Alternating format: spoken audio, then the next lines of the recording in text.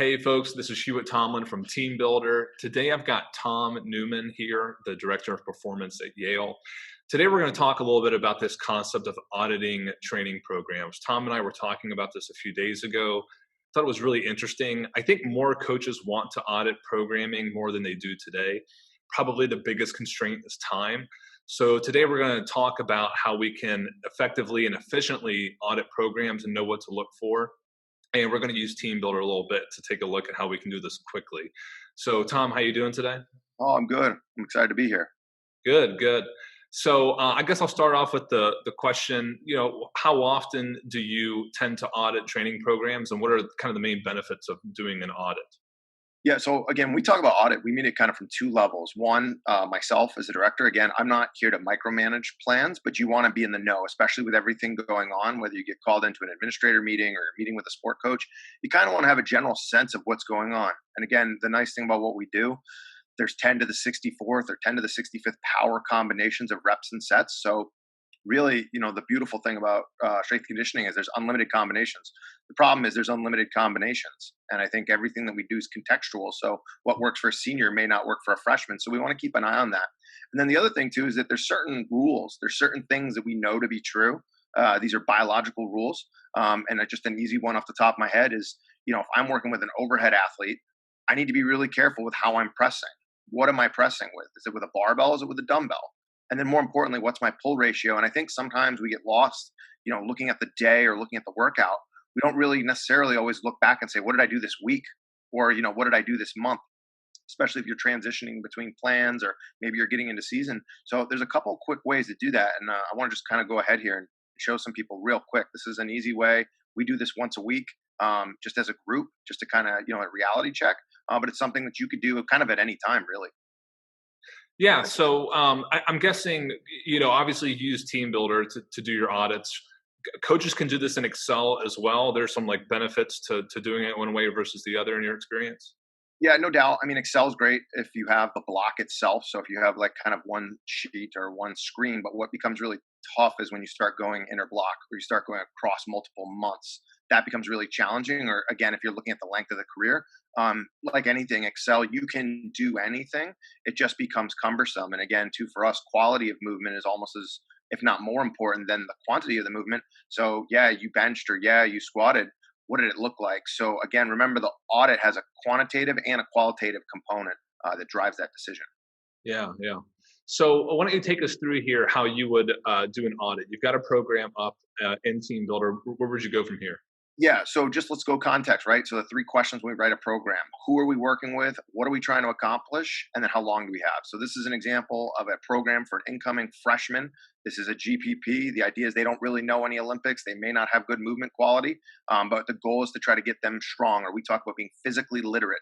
Physical literacy crosses all sports, no matter whether you're hyper skilled or whether you're a high contact sport. So that's kind of the goal. The goal after this block is to be able to make sure that they understand the weight room. They know how to fill out their card, right? Because again, we're only as good as the data they write down. So really focusing on basic movement patterns, really focusing on attention to detail and writing quality notes and recording videos. But let's just go through. And again, too, I haven't looked at this in a while, so I don't really know. We'll go through, take a look at this. You can kind of see, at first glance, you can scroll through, you can see this. Another view that we do a lot when we audit is we'll go here to the week view. So now I can kind of see this kind of at a larger set. So if I want to say, okay, we measure our body weight, then we do some pulling. Okay, all right, I kind of got a general sense of what's going on here. Well, from now, when I go in, I'll bring it back. I'll say, hey, let's take a look at what this day looks like, right? By exercise count, that's pretty even distribution. So we're not really hammering anything. I don't see, 75% barbell curls, but when I go by and do the rep count, let's take a look. Okay, I see a lot of accessory. Now, that's a lot of chest accessory, so I want to maybe dive in and take another look at that. So let's see, what are some of the things that we consider chest accessory? So now we come down. Okay, well, I see a fly. Okay, I go through. We've got push-ups, and again, for us, a push-up, again, isn't really kind of a compound lift. It's kind of, again, one of those body weight things. And so we go through, I can look, I can see some different rowing patterns. I see another push-up. That might be a little bit high. But my next question is, how heavy is that? If it's body weight, it's different than if it's a barbell. But let's take a look at that. And you know what, though? I'm only looking at one day right now. Let me just kind of have another reality check. Let's take a look at the week. Oh, wow. So, and see, that's a really good example of we were really focusing on that one day. Again, going back to the one day, obviously this has a chest focus. But then when I go and I look at the entire kind of breakout throughout the course of the week, I actually see this program has way more mobility, way more prehab than I originally thought. And you can see that there's some unilateral single leg stability work. That makes sense. Some body weight, upper body stuff. Okay. All right. So, I'm looking at this, and really, as far as I'm concerned, okay, again, it looks like a lot of push ups, a lot of rowing, things like that. Got some bilateral hip. These are the breakouts of stuff. I feel pretty good with this. Now, Hewitt, if I was looking at this and then there was max outs, or again, there was, this instead of 21% was 70%, that might be of concern. But I mean, that's it. I mean, how long have we been talking? Just a handful of minutes. I know that this program can get rolled out. I know this program's once a week. And so what I would do is I would say, okay, what were the goals? What were you trying to accomplish? So in 4 weeks, let's now pull a card later on and do a deeper dive. And again, this isn't necessarily the role of the director, but as the individual coach, did they fill out their workout card? And I think sometimes we forget that when we write a program, it's not always about just getting stronger or getting some sort of physical adaptation. It could just be that the team is squared away, right? This team's never been in the weight room. They've never had any kind of positive experience. So this is a really low hanging fruit type program that anybody should be able to get success from. So I'm happy with it. And what we'll do is over time, write additional workouts with similar architecture and see what works best. But again, that wasn't very hard. And again, too, I could do this across, 10 or 15 different programs within 15, maybe 20 minutes, and just have a really good sense of what's going on in my department. Or if I write a program myself, I can quickly get the answers I need. So that's, again, how we audit the program at the individual and at the team level. Yeah. You've got another program ready to be audited as well. Did you want to go into that and kind of compare and contrast what another program would look like? Yeah, sure. So the other program that we can take a look at this was an ACL plan. So when we go to take a look at somebody coming back, again, context, this was a person coming back from injury. This was a person that was relatively strong. This was a person that we identified that they had really weak hamstrings. So the goal was to have kind of an increased volume and intensity to build up the backside. So when we go and look at this program, again, let's go to the day. We're here now. You can see that this is a really heavy hamstring day. And again, when I go look through, this person had been cleared for a full body for squats. Okay, I can see he can do these. This is kind of a base plan. Makes sense. Here's an activation day for his upper body. Some Olympic is starting to get incorporated. Okay, I think I kind of know just by quickly looking at this for 30 seconds. But you know what? Let's do a reality check. Okay, yeah, across the week, there's a lot. There's a lot of hip. So this is a lot of hip thruster. This is a lot of RDL. And then there's also some knee. So when we start thinking about what is a bilateral hip, a bilateral hip could be a deadlift. A bilateral knee would be a squat. So we're not really overdoing it. I feel good about that. I'm looking down the line. Okay. Well, now let me take a look at the number of reps. Okay. Yeah. No. Again, once again, we see that there's the bilateral hip, bilateral hamstring. So again, depending on how you want to tag your different workouts and different exercises, I feel really confident that again, this was a plan to build up someone's hamstrings for the purpose of an ACL rehab. I feel good about this. If the top exercises on here were push press and the top exercise were triceps, less good, right? And again, the nice thing about programs, there's infinite combinations.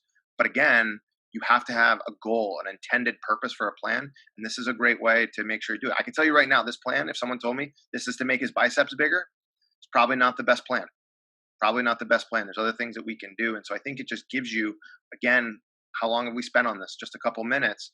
Gives you that kind of global sense of what's going on so that you can better hone in what programs may or may not work, but then actually have the factual data to back it up. And like I said before, for me, if I'm seeing 205 reps of bilateral hip throughout the course of the week, I want to be able to jump into my journal and be able to see what that looks like too. Because again, if reps are garbage or trash, we're going to have to work twice as hard to bring them back. So again, auditing doesn't have to be big and scary.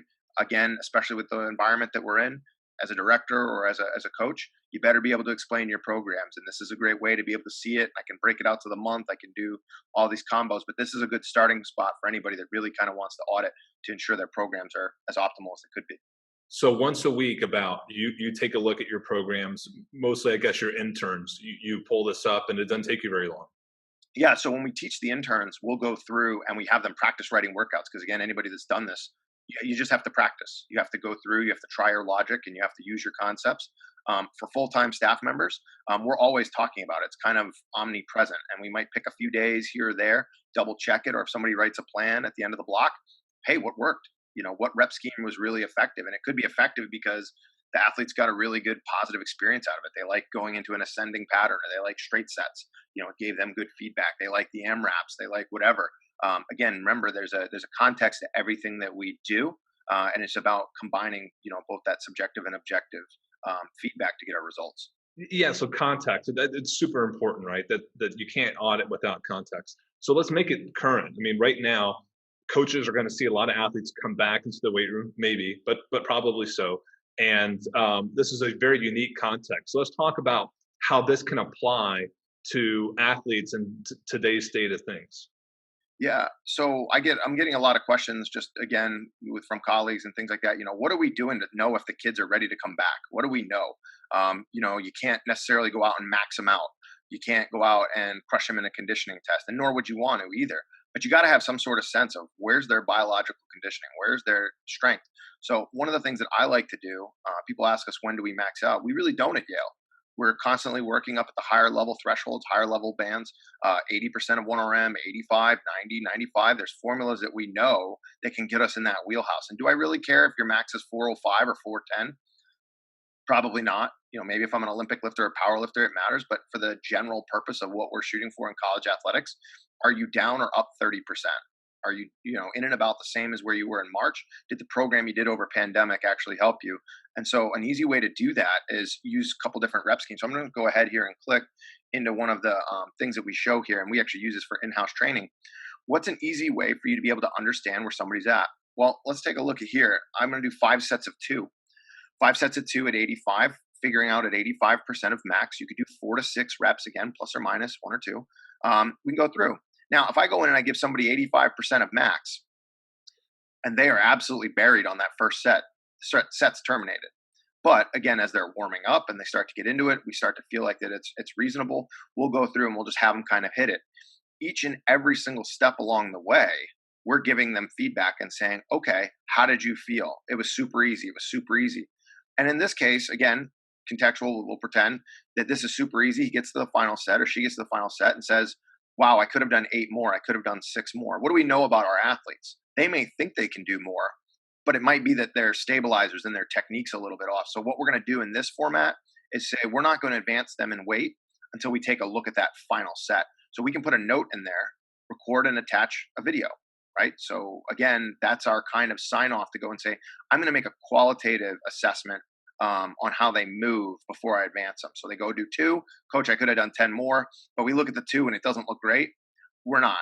And so we're going to lock them in at that artificially low number. And again, if everybody remembers the Epley formula, reps divided by 30 plus 1. So you get some sort of factor. So say on 3 reps out of 10, that's 1.33 times it by the working weight and the reps that you did.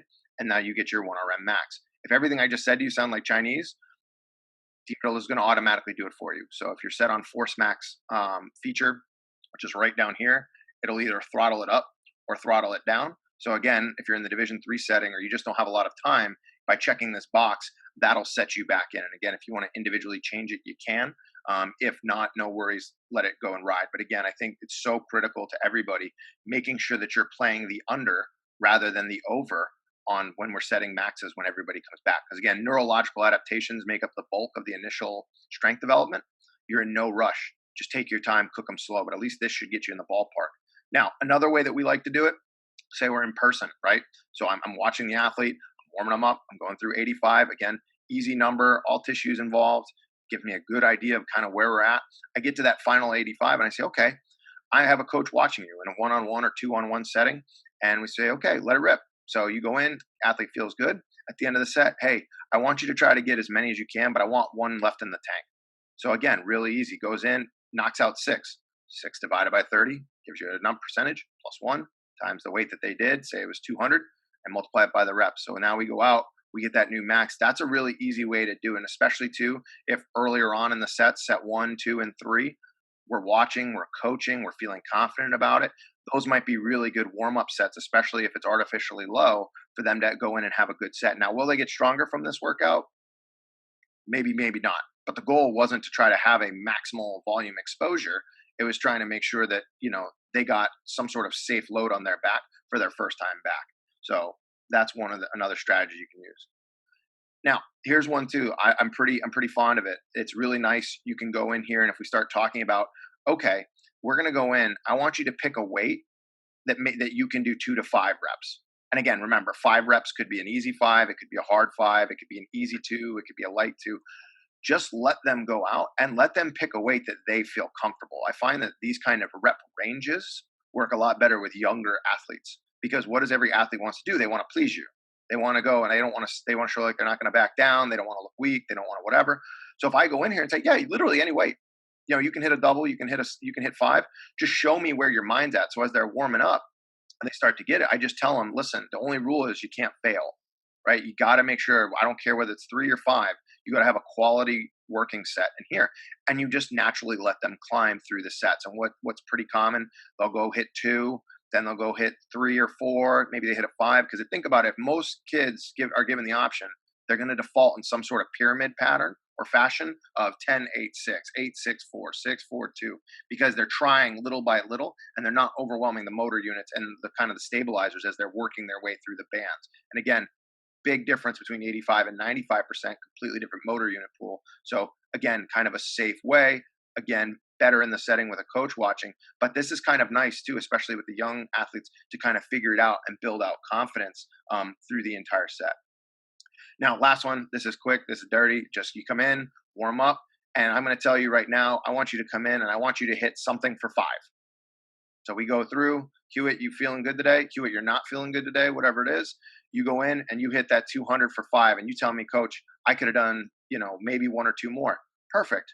So right there and then at the start of the set, after the warm up, I'm now going to go and make these back 3 sets my actual working sets. And again, if I can get 85% for 15 reps, you're in the wheelhouse there for making a trainable adaptation from the load that you lifted. Where some of these other rep schemes that we just showed may not produce a training effect, but it gets you right, it gets you back on track. But this is if there's an athlete that's been training at home, I kind of know what ballpark they should be in, and I want to be in the 80 to 85 range. I really just take that first AMRAP and then I guide my way through. And obviously you can make adjustments and corrections throughout the remaining sets. But typically we find that this is going to give you a sufficient training load. And then later on after the workout, we can make adjustments to their max later on. So again, very quickly, I just, went through 4 different rep schemes, completely different goals, completely different approaches. But again, these are the tools in the toolbox that you don't have to really think about. And I think, when people come to visit us at Yale, they're often shocked that they'll look at a workout card like this and they'll see 4 different squat options. And they say, well, why don't you just pick one? I challenge you to go into a weight room and see every single kid that responds the same way to the same workout, same rep. Again, it's a psychological thing. It's a physiological thing. My starters are going to be in a much more conservative scheme. My seniors are going to be a lot different than my freshmen who I don't know. And again, people that are quality lifters. So don't be afraid to include multiple rep schemes or multiple versions of your exercise at the rack level so that your coaches or your athletes can choose what they feel most comfortable with. And what we've seen is that there's a lot of positive feedback from the athletes that they actually get choice, that they actually get control. So then they work harder. And again, I'm happy with any of these that they do.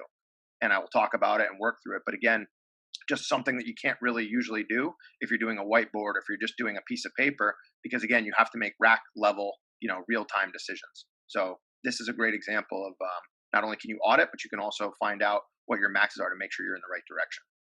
Yeah, awesome. And was there something else you wanted to show us as well in regards to set and rep scheme combinations? Yeah. So when people ask all the time, they'll say, okay, well, when we think about setting our reps and setting our intensities, what's the right way to do it? What's the right way to do it?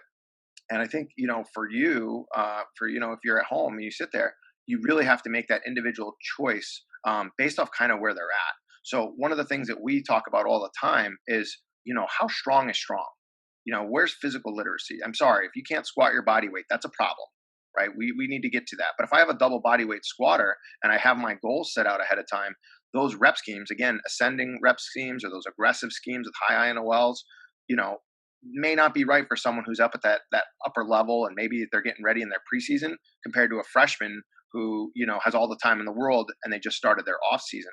But again, all of this is kind of relative to what are my goals. So I encourage everybody, regardless of their sport, regardless of their team or their department, set goals. So it's really simple. So when I go and I look at I can set goals for everybody. So I could say, my 1 RM back squat, I want a certain weight. I can say my bench. I can say the individual athlete.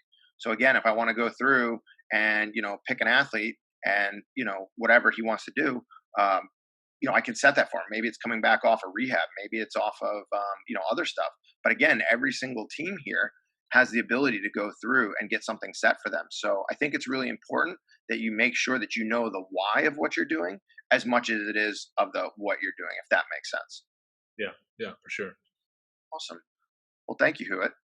Yeah, thank you. That was awesome. Again, it's a conversation that started about auditing, but it really has to include a lot of different components to kind of make it cohesive and comprehensive. Yep. Um, Tom, you're semi-available on social media, but you're very open to coaches reaching out to you directly. Folks can find his information on the Yale website. Tom, it's obviously it's okay for folks to reach out to you and kind of continue the conversation. Absolutely. Yeah, great. And of course, if anyone has questions about Teambuilder and the usage of Teambuilder as a tool for auditing, it doesn't take very long to set up. It's basically predicated on how you set up your tags. And that's a conversation that we can help you with here at Teambuilder, obviously, so folks can reach out to me for that. Tom, thanks for coming on today. Oh yeah, no problem. Thanks, guys. All right.